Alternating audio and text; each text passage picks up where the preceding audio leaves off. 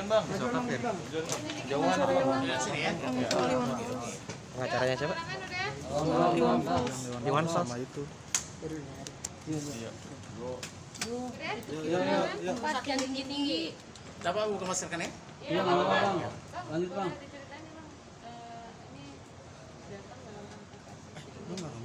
Jadi ini klien saya Indra Muna Partai. Indra Muna Partai ini dulu ketua Pokja Wartawan Polda Metro. Mereka tahun 2000 mendirikan Ormas OI, gitu ya.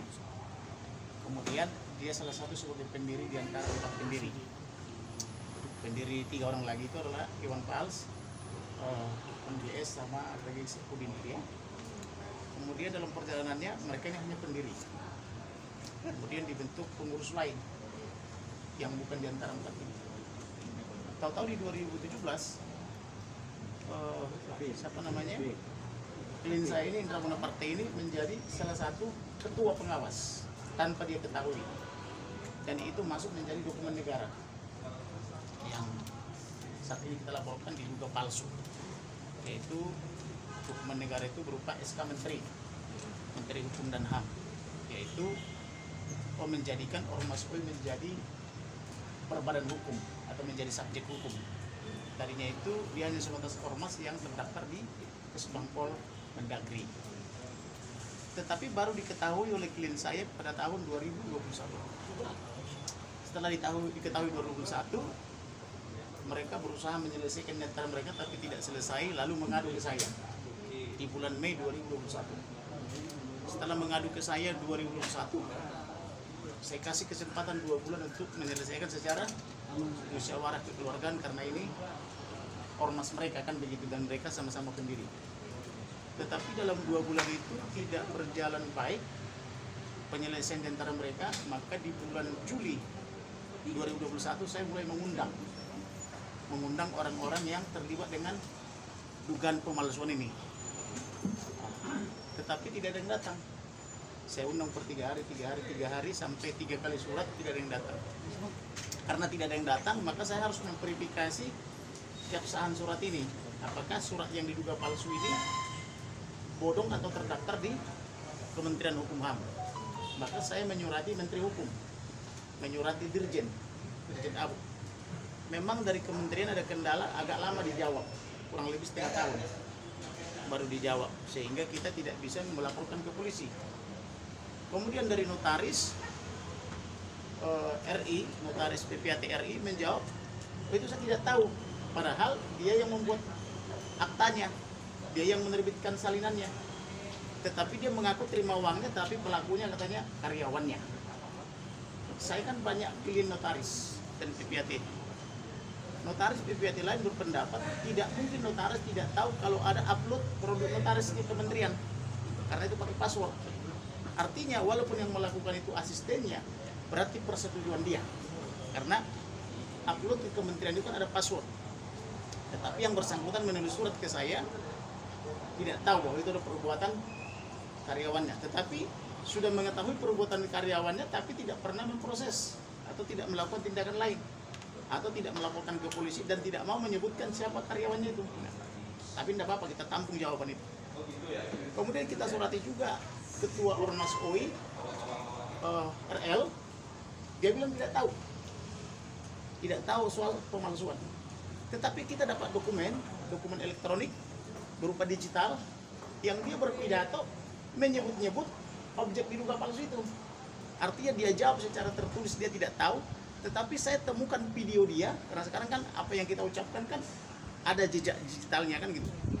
Dia bilang, oh sekarang Ormas OI sudah badan hukum berdasarkan SK Menteri nomor sekian. Sedangkan SK Menteri inilah yang diduga palsu. Nah, kemudian mereka juga berkirim surat ke Kemendagri memberitahu bahwa ormas ini tidak hanya terdaftar lagi di Kemendagri Kesbangpol, tetapi sudah menjadi badan hukum Kementerian Hukum. Si ketua ini juga yang RL ini tanda tangan juga memberitahu ke Kemendagri bahwa sudah menjadi subjek hukum atau berbadan hukum. Tetapi ke saya dijawab tidak tahu. Nah, nggak apa-apa, kita tampung di surat. Nah, kemudian Karena subjek hukum itu pendukung hak dan kewajiban. Apalagi di era pemerintahan sekarang ini kan seringkali perusahaan bodong, artinya menipu gitu banyak investasi bodong. Maka untuk mencegah banyak korban atau jangan sampai terjadi korban, maka kita merilis bahwa SK ini adalah diduga palsu. Supaya hati-hati dengan ormas ini yang berbadan hukum ini, karena pengurusnya ini tidak tahu bahwa mereka pengurus. Takutnya nanti ada orang yang merasa korban, untuknya kepada klien saya dan kepada 2 saksi lagi, karena 2 saksi pun mengatakan mereka pun tidak tahu sebagai pengurus. Jadi klien Abang tidak tahu kalau dia jadi pengurus. Tidak tahu dia jadi pengurus. Tidak tahu dia jadi ketua. Demikian juga yang lainnya tidak tahu juga. Ini yang diduga membuat surat palsu itu siapa nih? Diduga RL dengan timnya bersama dengan notaris RI. Sejak tahun berapa, Bang? Mereka melakukannya itu di tanggal 25 Januari 2017. Tapi diketahui baru 2021. Tahu kita kan yang pengurus oli ini istrinya Iwan Fals ya, Bang? Betul. Jadi ada dugaan ke arah sana, Bang? Betul. Jadi mereka sudah kita kasih kesempatan untuk menyelesaikan kekeluargaan, tetapi mereka tidak mau menyelesaikannya dengan baik. Tapi yang saya lihat ada semacam arogansi senior dengan junior. Jadi kemarin itu kan ada upaya minggu lalu ya untuk semacam RJ, restoratif justice gitu ya. Yang saya amati ini arogansi yang menonjol. Seharusnya kan oke, sorry lah, kami itu udah memalsu. Solusinya apa? Harusnya kan begitu. Misalnya gitu ya. Tetapi ini di dalam RJ ini saya perhatikan, wah masa gitu aja dipersoalkan. Kan seolah-olah ini dugaan pemalsuan itu disepelekan kan gitu. Padahal ini dokumen negara, yaitu dokumen Kementerian Hukum dan HAM dan dokumen notaris. Kan begitu. Jadi ini bergeraknya kegiatannya apa aja sih, Bang?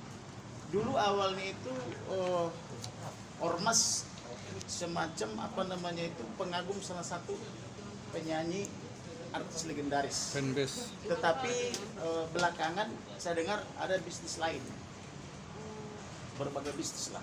Di organisasi OI. Ya ada berbagai bisnis. Itulah yang kita minta supaya verifikasi ormas ini setelah menjadi subjek hukum, berapa kewajibannya atau hutangnya kalau ada, berapa asetnya kalau ada. Setelah clear termasuk pajaknya beres enggak. Setelah itu clearance baru selesaikan. Itu yang kita minta, sangat sederhana.